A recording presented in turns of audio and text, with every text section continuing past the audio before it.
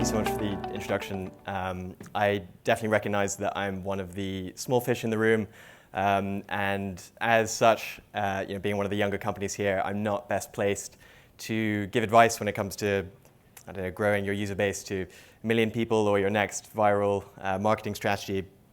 However, there is clearly a lot that can be gained from sharing between younger companies and more established ones, whether they're startups in the room, scale-ups, or if anyone's lucky enough to be stabilizing their unicorn.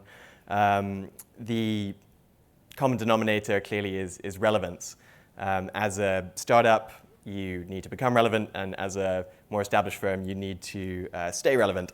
And what better way to do that within the recruitment industry than not only connect people with information about jobs, but also teaching them how they can become better at getting those jobs in the first place. So this topic of employability. So I would like to drill down on that topic specifically, but I think as an anecdote of how it can act as a differentiator in the market, I can share a bit about our startup story and also give some more information about the state of the early stage talent acquisition space. Even for those of you here who aren't specifically graduate recruiters, the state of graduate recruitment is extremely important for you to understand who your future market are. Of course, because everyone who's getting their first job hopefully will get another one at some point in their career as well. Cool. So this slide, I hope, gives an initial overview into the questions we were asking ourselves when it came for us deciding whether we were going to compete in this market or not. The most pressing one clearly being, why is there no dominant player globally when it comes to where students go for securing their first internship or job, and why is it that even the big players struggle with engaging with the demographic of sort of 18 to 24, people looking for their first gig.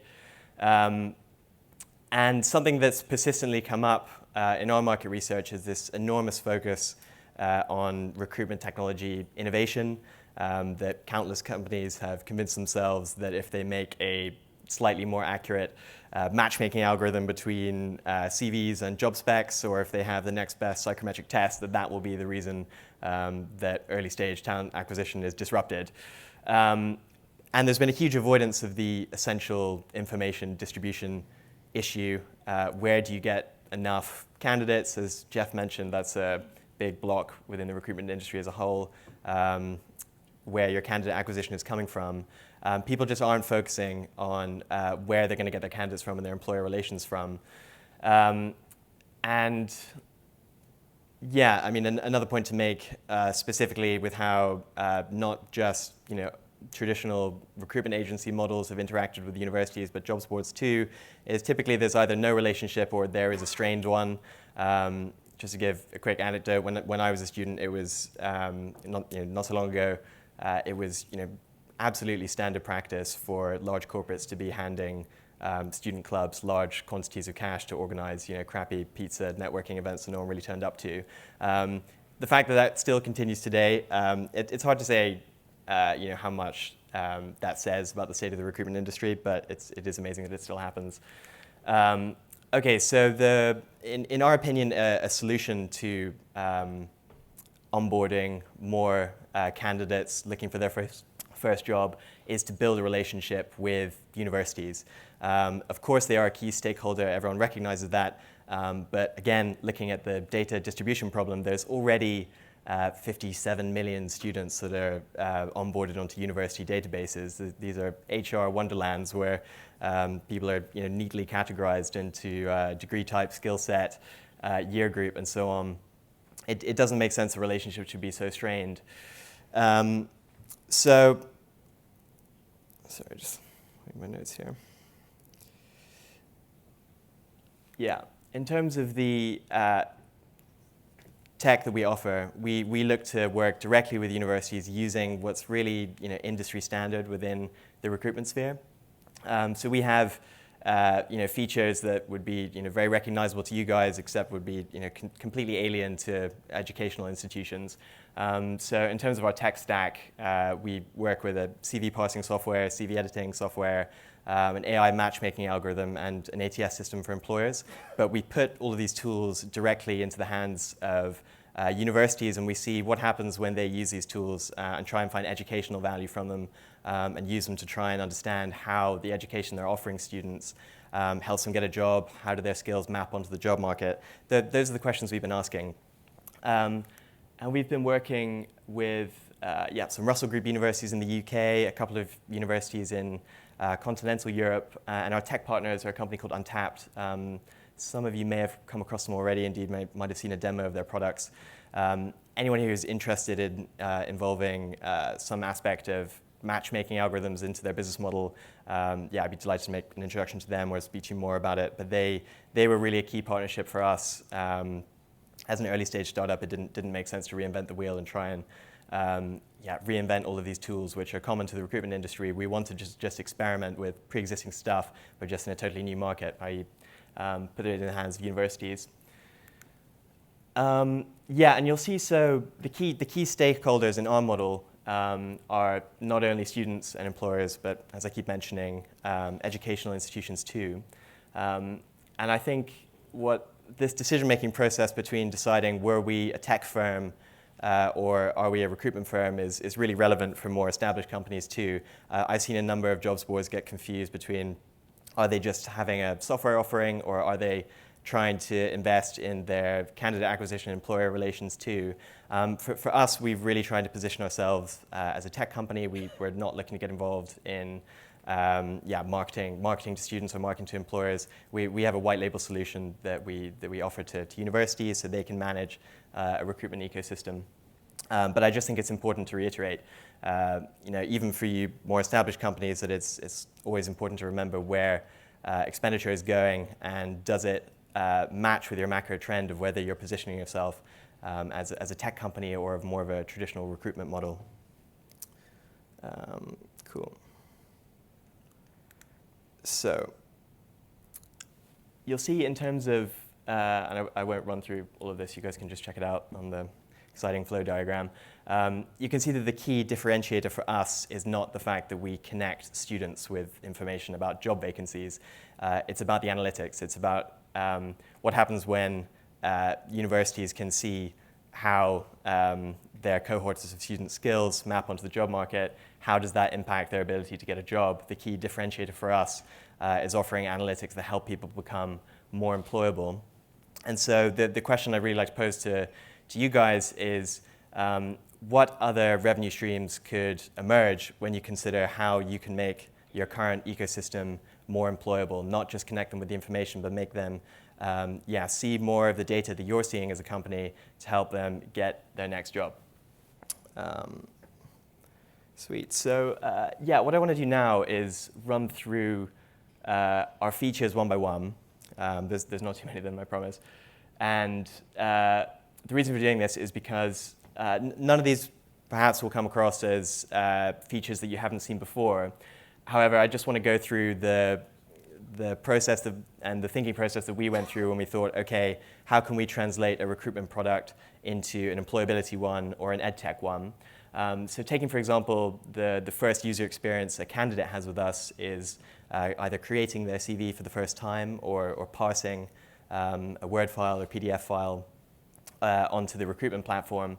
Again, something which is completely industry standard, whether you're a jobs board or even a recruitment agency. However, when you think universities at the moment aren't even collecting a critical mass of student CVs in any meaningful way at the moment, so something like a CV parsing system and a CV editor allows them to collect all of their students' cohorts, CV information, and analyze them at scale. At the moment, all that's happening is students are emailing copies of their CVs in different formats via email. It's a complete nightmare for universities to rationalize that data. It's already difficult enough, as I'm sure many of you have come across with your own features. CV parsing is a difficult thing. Categorizing that data, making sure it's neatly in a database is difficult. something we wrestled with for a while. But the aim of this for us was that something simple like CV parsing software allowed universities to do really quick, bespoke data queries to understand and analyze all of their student CVs at scale. Cool. Yeah, and moving on to a slightly more controversial feature is that after we parse their CV data, we instantly match them with jobs. I'm sure countless companies have pitched to you guys saying that they have an awesome algorithm to match your candidates with employers. Just an interesting point to make from our perspective is that for later stage hires, if your algo is giving matches which are even slightly outside the parameters of what that professional wants, that's considered very much a negative user experience. However, for early stage talent acquisition, what we found is that there's huge educational value to matching them with jobs that they would not have searched for themselves. So, students typically are much more, have a much wider, they're much more open to apply for jobs that they wouldn't have thought of before than a professional with tons of experience and a clear idea of what they want.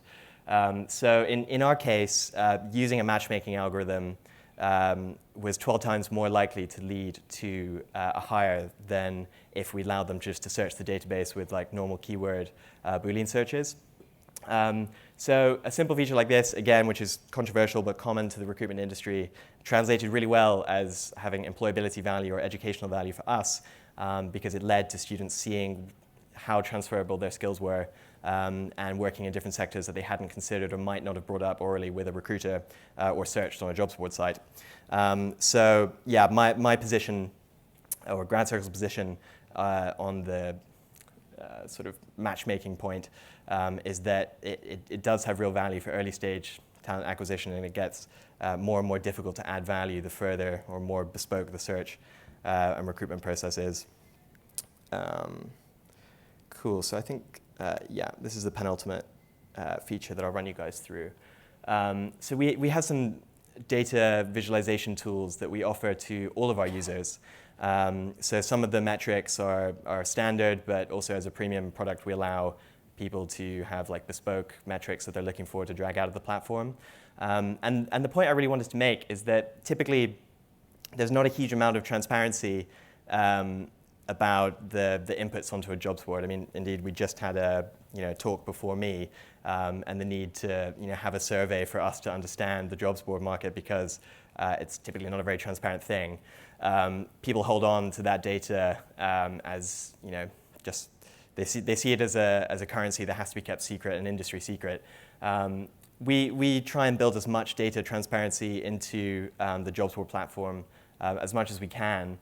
Because we see that as having enormous value, not just to employers and to us in terms of developing our own marketing strategies, but also to the candidates. For them to understand simple metrics like what skills are most in demand on the platform by sector, or how does a successful candidate for a particular job role describe themselves. Yeah, I just would like to prompt the conversation internally within your own companies about how would it change the interactions on your platform if you put more of these metrics, which are typically kept secret or as a super premium B2B product. What would happen if you put that in the hands of your users? Okay. Final feature I'll talk about GradCircle, and then I'll move on to employability more in general as a topic. So we have a white-labeled ATS system as well. Plenty of employers have their own one that they've developed in-house, or they might use a more mainstream service. Just a quick point that I wanted to bring up is that we anonymize the CV when it's first received by the employer. We only release the full identity of the candidate at the point of interview. This means when it comes to the topic of employability, we can give as much peace of mind as possible for the candidate that no aspect of their identity played a role in whether they were accepted or rejected for interview. And from the employer's perspective, this is one software solution that can contribute to implementing non-bias training in a concrete way. So I think that was the only point I wanted to make about that. I mean, tons of job boards are reluctant to offer any kind of detailed ATS system because so many people are using their own one. We've had really positive feedback about offering one, but not restricting the ability to integrate with other ones that employers might be using. So if I had to summarize our goals as a company, it's to build a bridge between education and work, not through operating as a traditional jobs board site, but instead just dragging out as much data transparency as we can and putting that in the hands of users for them to understand, almost like a skills stock market, what makes them employable today. Cool. So this is the final point I'll make about graduate recruitment specifically. But I think these statistics kind of show that students aren't engaging typically with the online job market at all until the end of their education. Plenty of people will. And if you're a jobs board thinking, why am I struggling to engage with early stage candidates, it might be because you're focusing in on what you can offer them only at the point of when they're ready to apply for a job. If a jobs board isn't offering any extensive tools as a research resource for people's careers, or indeed metrics that they can find useful for increasing their own employability, there's no real reason for them to engage with you until they're in a position where they think they're employable.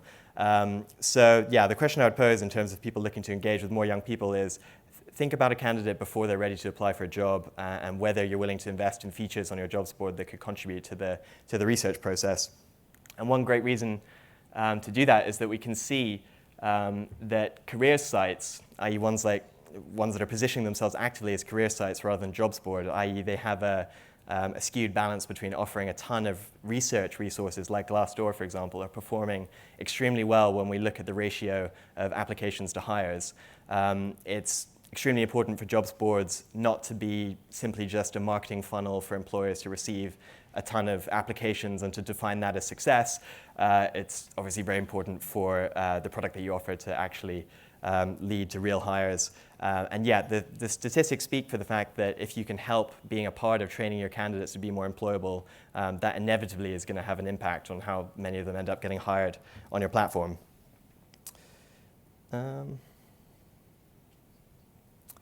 Cool. So yeah, I think this is a really general report that was published by LinkedIn in terms of how companies are trying to differentiate themselves, and very clearly it's no longer about mass content about your service leading to tons of applications. Just like I said before, it's about it leading to hires. But the point that's not brought up here is, of course, the employability one.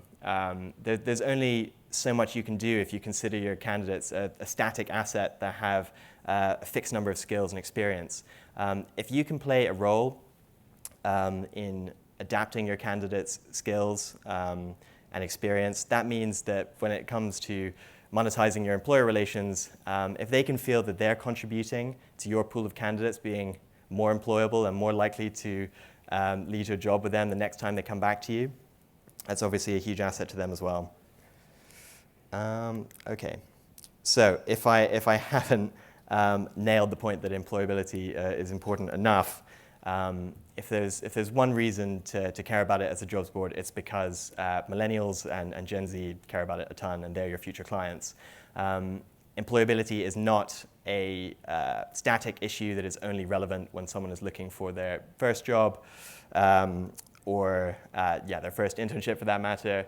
The point is that recruitment isn't always the sexiest of topics, but when it comes to thinking how is the younger generation going to adapt to automation and a drastic change of skills that will make them employable, I think it's enterprises like the ones in the rooms today that are really well positioned to have a positive impact on that.